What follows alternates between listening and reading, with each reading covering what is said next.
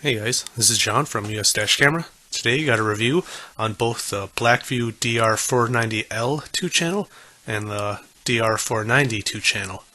So these models have similar specs, but one of them has an LCD screen, and of course that's the 490L model, where the other one has no screen but is more discreet. Now these are more budget cameras, so they're going to cost about $200 to $250 depending on how big of a memory card you get with it. But it is worth pointing out that the non-LCD version does not have Wi-Fi. So you do have to set the settings for that one on your PC or Mac, and I will go over that in this review. But first I want to talk about the differences besides the fact that one has a screen. Now, the non-LCD version says it's 1080p 30 frames per second front and rear. It says it uses the Starvis image sensor. Both of them are 130 degree wide angle lens, support up to 128 gigabytes, have high temperature cutoff, voice guidance and alerts, and of course both of them have the great Blackvue parking mode. Now with the LCD version, the box says Sony Exmor CMOS sensor, but according to the website, this model also has a Starvis image sensor. So both of these models have full 1080p 30 frames per second front and rear. So that's pretty awesome, since for quite a few years Blackvue's mostly had 1080p front, 720p rear. Now one other major difference between this one though is it doesn't require the PowerMagic Pro hardwiring kit.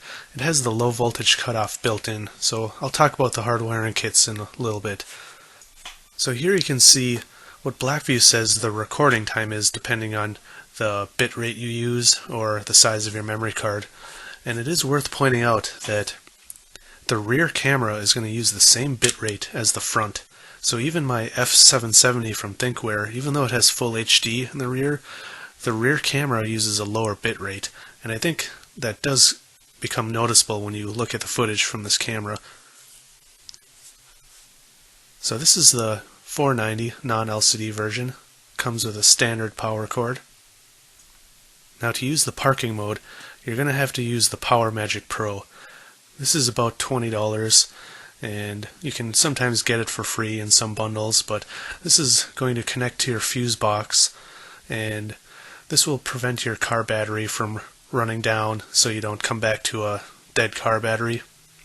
You can set both the voltage cutoff and some timers, so if you want, you can have it cut off after 24 hours, or you could have it go infinite. Personally, I recommend having a cutoff in case you do park somewhere for a really long time. Now I'm not going to go over an in-depth look at how to install this, but basically you got 3 different cables, a black, yellow, and red. The yellow is going to connect to an always-on fuse, so that's going to have power on even when your car is off. The red is going to connect to an ACC fuse, so that's only on when your car is on. And then the black is a ground. So using these 3 wires, the PowerMagic Pro is going to know when your car turns off, and that way if you have a 12-hour time limit, it knows as soon as your car turns off, start the timer, and after 12 hours it'll cut power to your camera. That way you're not draining your car battery too much. And of course this is also how it's going to make sure you don't drop below 11.8 or 12 volts or whatever you have it set. There are some fancier hardware kits like from Vicovation that have an LCD screen, but this is simple. If you turn it off, the camera will shut off with your car. So if for whatever reason you don't want to use parking mode, like say you're parked in your garage, it's just a flick of a switch, but the camera will still come back on when you start your car next time, so that's nice. Of course there's some instructions. I do like that it comes with both screws and an adhesive, so you have a couple ways to install it. It is recommended that you get some add fuses to tap into your fuses, as opposed to just wrapping the wire around a fuse. So here is the cable that goes to the rear camera. I noticed that both of these cameras use different cables than the DR650 models.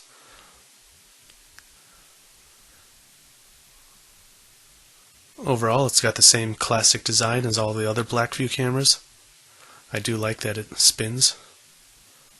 We got a input for the rear cable, a mute and format button, GPS, and power. So GPS is optional on both of these. That's part of the reason why these cameras are a lot cheaper than their flagship 650 models. But it still feels like high quality. Then we got the smaller rear camera. So now let's take a look at the 490L model.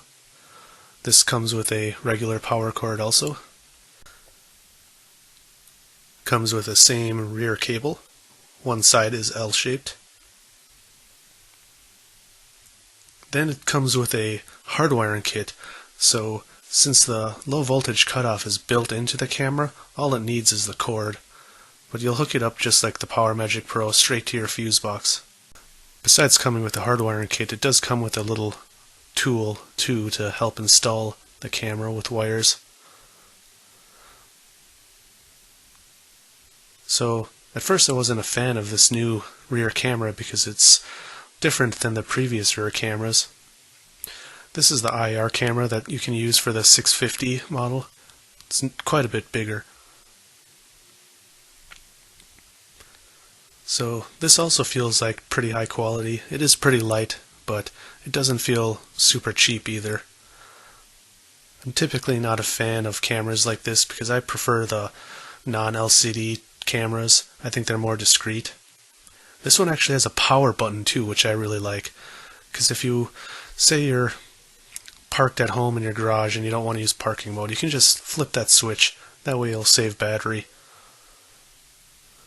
So I wanted to quick show you the menu. It's got a pretty colorful, pretty good definition color screen. It'll show you both the front and rear with picture-in-picture. If you just tap the screen, got a lot of different menu options like mute, voice guidance. You can turn the text on and off. You can check your files here. This menu system is a little weird. It sort of looks like Windows Metro, which some people might not like, but I think it is a good thing because it's easy to reach most of the buttons. So this is a good way that you can review your files on the side of the road, where with the 490, if you don't have a cell phone with a micro SD card port, you might be out of luck. Some of the way these up and down buttons work are a little confusing at first, but it only takes a few seconds to really get used to it. So this camera also has the advanced driver assistance system, like the lane departure warning, which I don't personally like because it's not actually hooked up to your car, so it's not going to slam on the brakes for you when you are about to rear end someone, but the option's there if you want to get some beeping noises in case you're leaving your lane. Now of course, since the low voltage is built in, you'll also set your voltage and timer settings from this menu as opposed to using the dip switches on the PowerMagic Pro. Now one thing I like is both of these cameras do let you set how much of the memory card is reserved for event, parking, or normal recording. That was something I really liked about the ThinkWare cameras, so I'm glad to see Blackvue is adding this feature also. And it's also worth pointing out you can turn off the record LED on the front camera, but not the rear on both of the cameras. So if you do want a little more discreetness, at the very least, you can keep your front camera dark at night when it's in parking mode. So side by side, they're very different cameras, yet at the same time they're very similar. They both got the 1080p 30 front and rear, high temperature cutoff, parking mode with buffered recording, no GPS, but you can buy this optional GPS if you want it.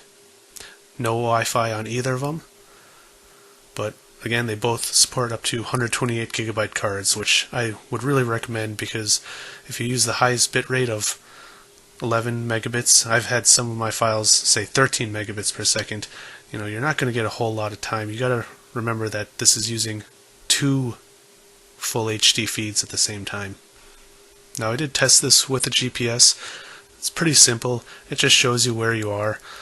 I'm not that impressed with it because other software will actually show you a line on the GPS map, and you can click anywhere on your path and it'll cut to the video of where you were. But it's still there if you care to see the GPS data.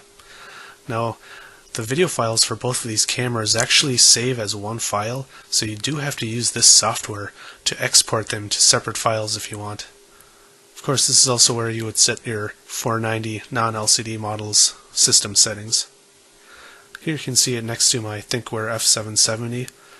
The benefit of the non-LCD model, of course, is it's more discreet. It doesn't look as noticeable in your window, so that's why I prefer them. Some people like having the screen, but personally, I just want to install my device and just forget about it. To me, it should be a set and forget kind of device. Now, originally I uploaded this video clip here, and I circled the font here, or the text, because on the 490 it looked like you could see the text a little bit better, but I think there's a discrepancy in where my cameras are installed. I think the L model just was getting a little bit of a warped picture because it was further to the right of my truck. So from all the footage I've compared, it seems like the video quality's virtually the same, at least during the day footage. Now, I didn't mess with the settings too much because you can change the different video settings and I would have to have so many different comparisons, but this was all on 1080p 30 with the highest bitrate for both cameras. Overall, some people are going to be a little disappointed, but any two-channel camera isn't going to have as good of video quality as the best one-channel cameras, so you have to realize that you are sacrificing some video quality for getting a two-channel system. So if you want to pay for two single-channel cameras, you're likely going to spend a lot more. And another thing is, with the Blackvue cameras or ThinkWare cameras, you get the automatic parking mode with buffered recording, so that's another special feature you're not going to get in a camera like the A119, which does have motion sensing, but it's not buffered, and it's not as advanced as the parking mode in this camera.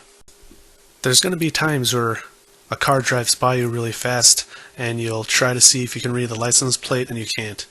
I mean, for the most part, with this camera, and pretty much most other two-channel cameras, you can only really read license plates, like right now where the car's right in front of me, and it's not going the opposite direction at 60 miles per hour or anything. It's really for just seeing license plates of cars that are directly around you. Now, in terms of audio quality, it's nothing special, but you can hear people loud and clear, like my friend here. Overall, I think people are going to be satisfied with the audio quality. Now, when I compared the night footage, there was a bigger difference in the night footage. For one, the LCD model looked grainier.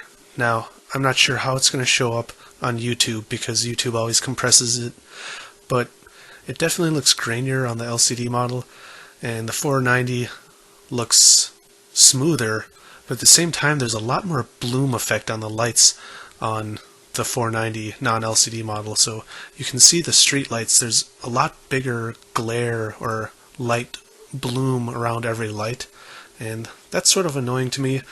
Either way, when you're driving around like this, you cannot read license plates like these cars driving by you, but I would argue that most cameras you really can't. For example, I took a screenshot here of some night footage from my A119, and I could just barely make out a 940, but I couldn't really make out the whole license plate of that SUV right next to me. That was in the 1440p 30 frame per second mode of the A119, so people do need to have realistic expectations that at night it's going to be a lot harder to read license plates. The video quality's typically not going to be as good, and I would say that the video quality on this camera is about what I would expect or what I would hope for a two-channel dash camera in 2017 to have. I'd say the brightness based on the default settings is pretty good. You know, I've had cameras where just driving down this highway I wouldn't be able to see some of the lines. Now, with a buffered automatic parking mode, what that means is it's only going to start recording when it sees motion or when it feels an impact, but since it's buffered, it actually records 5 or 10 seconds prior to that trigger. So that's the difference between a camera like the A119 that would just start recording once it senses motion.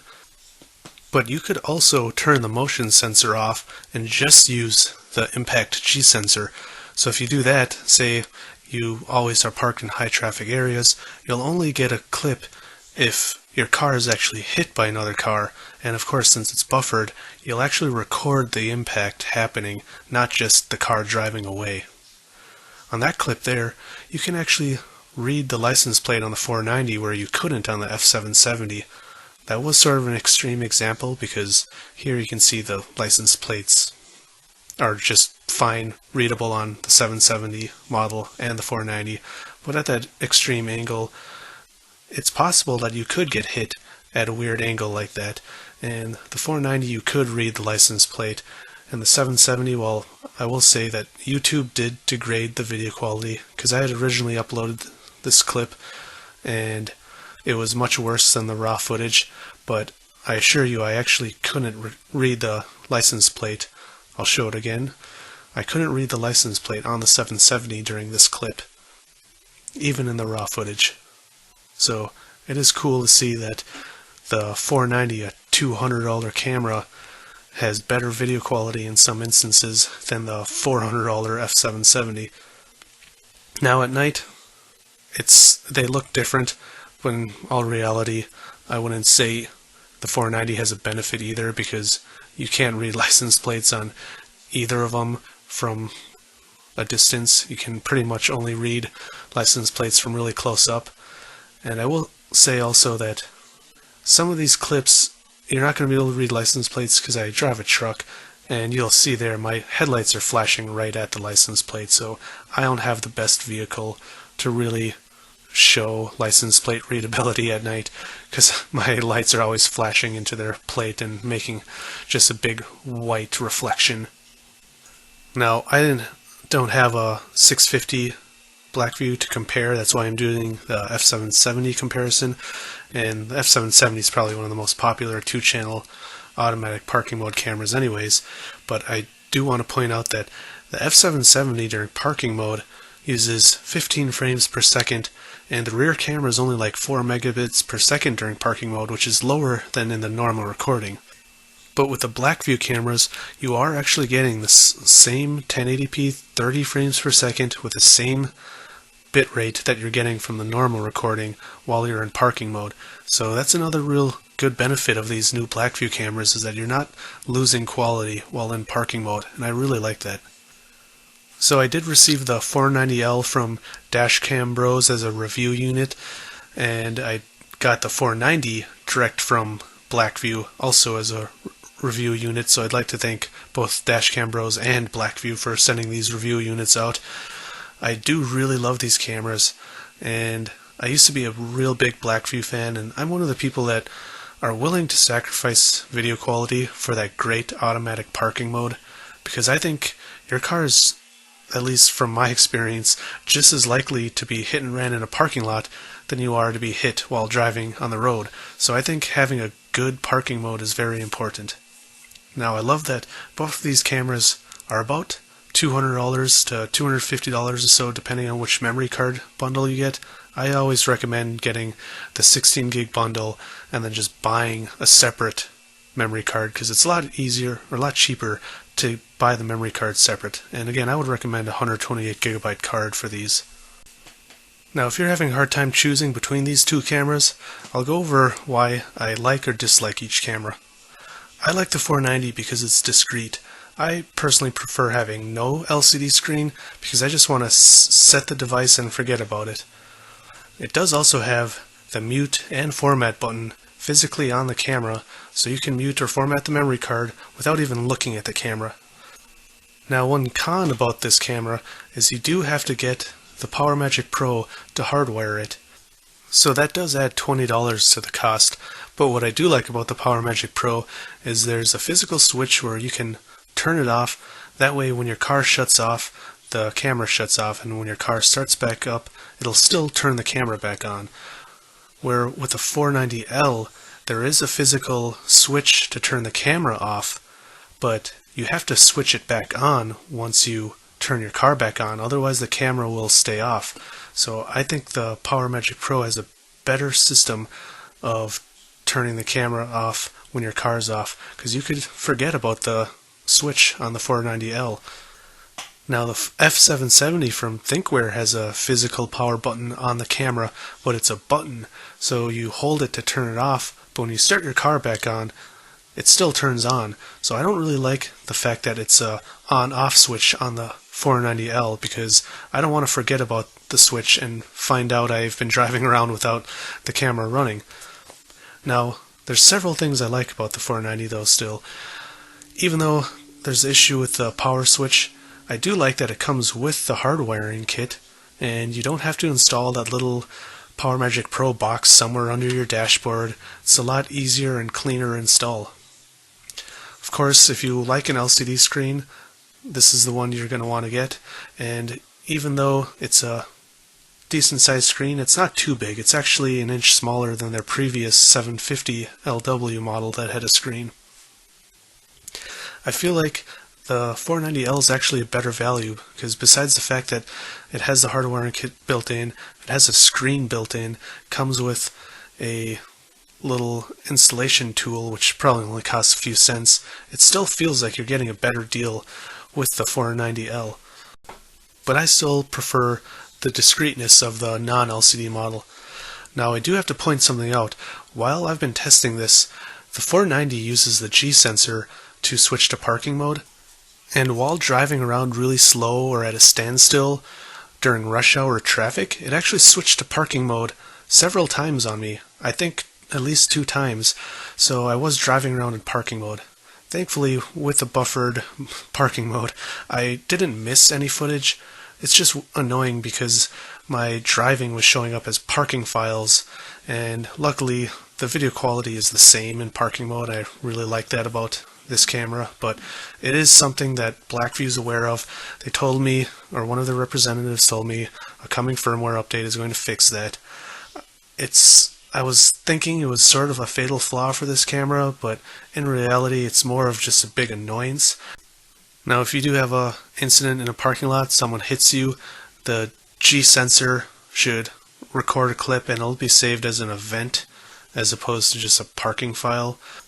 But that does mean until they fix this, and I recorded this July 31st, 2017, until they fix it, if you don't turn parking mode off, then you do have to leave the motion sensor on, because if you're driving around with a parking mode on like I was, because of its firmware not detecting it properly, then I'm only going to get a file saved when it feels an impact. So you have to leave that motion sensor on, or you have to turn the parking mode off until they get a fix.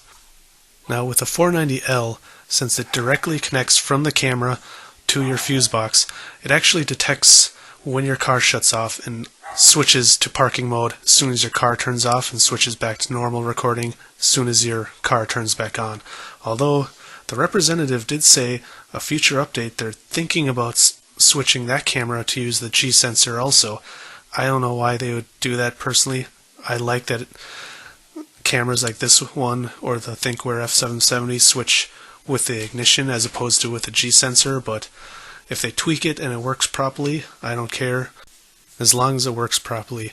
So if you see this review and hear me saying this, I would check the forums, check Dashcam Talk, find out if the 490 parking mode issue was fixed or not by the time you're looking at this video, because it is pretty important. I think these cameras, since their video quality is not as good as something like the A119, you want it for the parking mode, not for the video quality. So if the parking mode isn't working like it should, then that can be considered a fatal flaw. I do trust Blackvue will fix it though, so I have faith in them. We'll see how long it takes, but I just wanted to warn people. So as usual, check down in the description below for where you can purchase these cameras. As of now, they're not available on every store. The 490 is actually more recent than the 490L, so just check down below. I typically link to a couple different stores, including Amazon. Sometimes the other stores have better deals. They are affiliate links, so they do help support this channel, and I appreciate if you guys can give me a little support. So overall, I do really love these cameras. I fully expect Blackvue to tweak the 490's parking mode settings, and hopefully it's fixed. I would recommend these cameras. Just, of course, be cautious about the 490. Check the forums. Once it is fixed, both of these cameras are great options, great values. They have great 1080p, 30 frame per second video quality front and rear, at least for the 2-channel market with automatic parking mode. So, as usual, if you like this video or my other videos, I'd appreciate if you hit like and subscribe. Drive safe, thanks for watching, and I'll see you next time.